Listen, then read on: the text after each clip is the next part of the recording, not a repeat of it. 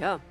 Now again, I want to get your opinion on this because the way I'm seeing it is direct confrontation feels like you're running straight into a Belleric Venus flytrap, but maybe RRQ will be looking a lot more to use this Loi to get Edok into off angles to kind of give them the advantage in these fights instead of running straight into Liquid. It is definitely possible, because in game 1, the success factor from Edok's Tigreal came from him being able to delay the implosion off of Dairen's Phobius. Tamus, not quite as effective, but still fulfills a similar role, so it could be a good way for them to just split the fight in half. And since you have Toy on a 1-1, implosion sets up really easily for the crossbow of Tang. Just keep them all in place, breaks the weakness points fairly quickly. Game number 3, once more both teams are going to be on the same side that they have been in the entire series. RRQ Hoshi red side, TLPH on the blue. They're starting on just a mirrored jungling this time. Both junglers starting on the orange side, but Kartizi is going to try and hit that early tree by claiming the entire bot side. JP with the Revitalize going to heal up off of his passive as well. One of the few annoying things about dealing with the Belleric, like these damage is one. It feels like one of the few front lines that you really want to punish, but he punishes you instead. Well, it is like you trying to punch a tree, right? It's not usually going to work too well. Dairen also having a tough time here. I've never really seen the Tamus versus Lucas matchup since the hero is still so new. I thought it would be fairly even, but looks like Lucas's early game damage is just a really hard handle. Oh, they're gonna find JP without Revitalize. This is first blood over to Rins. And that's the start you want as RRQ Hoshi. I think Liquid Philippines, they saw Dairen take that recall. They want to make that early move, but sadly, when you have a Luo Yi, it is just so hard to walk past her. Unfortunately for Dairen though, he came back to lane a little bit too late to catch that second EXP minion, so he's gonna be half a level behind Sanford for most of the game now without lane priority. It makes it a bit more difficult for RRQ to roam around the map because this Lucas is always going to be around, potentially causing havoc. The first turtle spawning top side. So Carl, he did start on the orange buff, so they're both going to be at the same level. So Sujin waiting for the electrifying beast will be forced to unleash it very early on. Kartizi takes the turtle away. The shockwave from Sanford not enough to take down Susujin, but Dairen, he's left to his own devices as Rins will escort the rest of his teammates out. I think Tamus is in a really tough spot right now. The fact that he blew up so quickly with vengeance is not a good sign, actually. Like, you ideally want to be able to hold them for a lot longer. And Team Liquid already building up that initial lead. The XP lane is just completely gone at this point, even pulling in Sanji to continue, making sure Dairen cannot play the game. Man, even forcing his ult out. So this has just gone from bad to worse. First of all, he hits level 4 late. After he died, comes back to lane, gets forced to use his ultimate instantly. They do force Revitalize out of Sanford in the mid side, so that is something that at least you kind of make it even a little bit. Rins having the diversion. Where you want to go is for Sanford. Interception. Sanford did not see this coming. Into an implosion straight. Sanford flash that to try to get away. Heal up with the combo, but it's not enough. Dairen gets revenge. That was beautiful timing. Rins knew exactly when Sanford would be reaching the tri-bush there. And that helps a lot. It was very necessary for Dairen to get some existence at this point. Otherwise, the Tamus just falls into obscurity too early. And that is something that RRQ cannot afford. Net worth difference, honestly, not that big at this point. But Kartizi is still in quite a powerful state. Edok will be forced to use his flicker, but that's the Wrath of Nature out from JP. Not to mention, that one kill onto Sanford puts Dairen ahead in XP now. The recovery, pretty quick. But Sanford, he's going to be able to catch the wave to kind of neutralize the state of that lane. It seems like it's a lot of a push and pull between the XP laners. Yeah, EXP lane has always been a very important matchup after all, especially nowadays since the EXP plays a very important initiating utility role. Well, Susujin looking for turtle again. Once more, Kartizi gets the objective. Susujin will be forced to retreat, and Dyron to be caught out once more. Flash stab on top of him. Sanford sticking on the Dyron like glue. Dyron tries to fight this, but the flash combo. Ouch. And Sanji to help him out takes him out. Yuktizzy purifies, tries to back off with the Rondo, will make himself safe. Team Liquid still winning out the engagements. Carl TZ has always been known as a pretty good retribution user. We can see that Sutsujin having difficulty stealing these objectives away from him, even though the rest of RRQ are trying to breathe down his neck. Liquid have been able to build up a 2k net worth lead now, which helps a lot since Yuktizzy was able to survive that previous gang. There is an entire 1,000 gold difference between Yuktizzy and Toy specifically, and the Granger does intend on going for that Sky Piercer second item, so RQ has to be very careful here. Not to mention the bot tier 1 just got soloed by Yuktizzy. Sky Piercer done.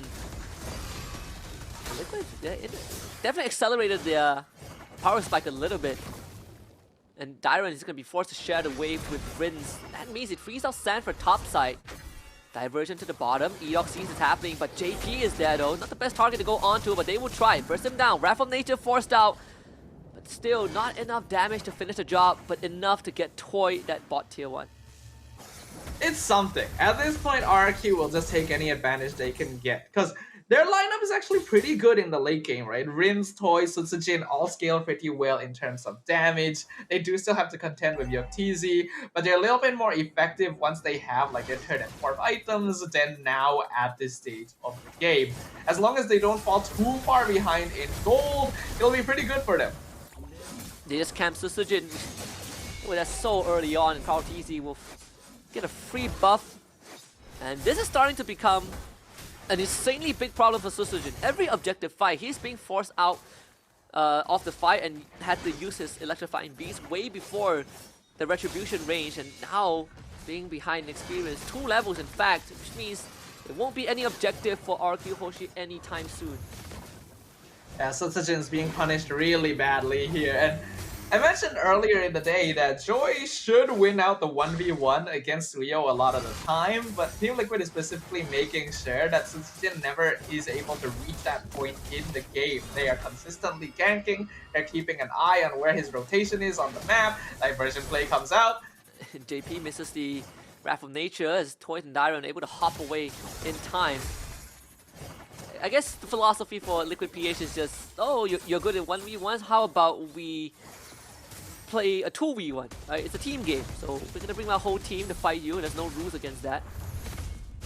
Right, they might find Sanford mid-side underneath the turret. Sanford, he flash stabs and accidentally finds himself within range of an implosion. It's a bit of an interesting interaction with the flash stab connection. He goes down, Kartizi gets found out, but escapes. A good combo in the mid lane to finally get another kill onto Sanford there, but Kartizi is the true threat at this point there. He's ahead of Sutsujin in farm, in terms of EXP. Liquid is specifically funneling a lot of space and money into him. Conceal comes out from JP. And somehow the taunt catches Toy. Rins does get out alive, but not before having to expend his flicker. Gotta say, despite Liquid Philippines having that advantage, because RRQ Hoshi are still trying to make proactive moves with that divergent into implosion play. Yeah, they ideally have to. The thing is, Liquid is positioning themselves very wary about this possibility. It genuinely seems like something they've considered might happen before the game even started, because they're always making sure to watch their backs, keeping an eye on where Edok or Rins are so that they're not able to set up for that. At the very least, Sutsujin has finally gotten his Holy Crystal. It's actually still a very respectable timing right before the 9-minute mark, so he should be able to do some good damage, but I really like that Sanji went for the Winter Crown here. He knows he's going to be one of the most vulnerable targets, and you would never expect the Vexana to go for it this early. That's concealed by Edok. Diversion. They're gonna go for a 2-prong attack. Eternal Guard completely misses. They're looking for retreat. JP being the brick wall of Team Liquid Philippines. RRQ Hoshi is looking to wait out the big ultimate from the side of Liquid. A very good disengage there. They didn't see the diversion coming, but they responded to it so effectively, splitting themselves apart, making sure that RQ are not able to catch multiple people in the implosion together. Enoch though in the back. They catch one, they have to eat the Wrath of Nature. The full team fight, RQ Hoshi wants it. They gotta watch out for Toy though. This 1-1 is a threat, and they probably don't even need him in the fight because Sutsujin has just mowed down Team Liquid Philippines. It's a maniac for the Mercenary and a wipeout for RQ Hoshi. Sutsujin has been bullied for a while this game, not even being allowed to play in his own jungle, and finally finds the space he needs, even a diversion to send Dive into the bot lane to stop that wave being pushed out. The implosion, Sacred Hammer push onto Karl'Teze, even though it was cancelled out by the Wrath of Dryad, set up RQ in a perfect position for Rins to just pelt them with the yin-yang reactions from behind, and Sutsujin to delay his entry with the electrifying beats to do maximum AoE damage across the entirety of Team Liquid. They need to be able to set up more fights like this. It's difficult to do so now that Liquid has seen it once, but it is finally the momentum that RRQ has needed in the mid game. Not to mention that Toy wasn't even fully involved in the fight, right? It was mostly Sutsujin and the rest of RQ Hoshi. Toy was just hopping behind, waiting for the cleanup moment and realizing that he doesn't even need to participate because Sutsujin did most of the work. And the diversion play, Liquid Philippines, they know. And there's going to be some movements in that bush. Yeah, Karl'Teze checks it and it confirms the suspicion. Now it's all about whether they can deal damage to the inhibitors. Lord pushing in mid. It's only the first Lord, so it's not going to crash in. Inhibitor doesn't actually end up taking too much damage. But the final tier 2 will fall for RRQ in the bot lane. They now have a 5k gold lead thanks to that previous wipeout. And this is where Sutsujin really becomes a threat. This Joy has reached his 4th item power spike.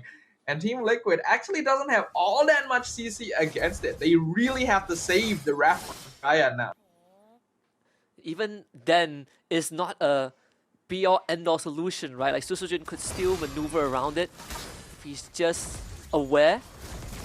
You might not get crowd control immunity, but you certainly can remove crowd control with electrifying beats. Ritz will be forced to flicker, but they find another kill onto JP, and Sanford ain't getting out of that. Sacred Beast slain. 2 more kills for RRQ Hoshi. Oh boy, like we mentioned, right? Sutsujin's damage is really high now, and Edok is again being put in a position where he can comfortably save his implosion to catch Liquid on the disengage. He was able to find Sanford and JP there, and even when the Wrath of Dryad came out, the electrifying beats just did so much damage. And Edok's not done yet, even using the concealed toy. He's going to be showing a lot more presence. Extra aura points as RRQ Hoshi takes out 2 inhibitors in a blink of an eye. And this game has completely fallen out of the hands of Team Liquid PH. It's not impossible for them to reverse this, but they're definitely playing on the back foot now. I don't think Karl'Teze has reached the point where he has enough stacks on the Granger to really just continuously pelt RRQ from afar. And that lack of vision makes it a little bit more difficult for them to play around this diversion. Toy also hasn't actually been part of too many of these team fights. We haven't seen the crossbow of Tang being set up on top of the implosion yet. The RQ is still saving that as a final secret weapon. Wow, a solo implosion on a JP. They have the damage to break him. Even with the Wrath of Dryad, it ain't enough. Look at Sutsujin. It's the mercenary again. Just steps on Karl'Teze and kills him. Sanji goes down. Sutsujin item swaps into the immortality. The Lucas from Sanford. Just enough to take down Sutsujin, but his whole team has fallen. Karl'Teze left alone to defend the kingdom. But the true kings of kings are here. They not just want to defend their own, but they want to take what belongs to Team Liquid Philippines, and RRQ Hoshi advances to the next stage and takes out TLPH. The kingdom ascends once again as Team Liquid are not quite able to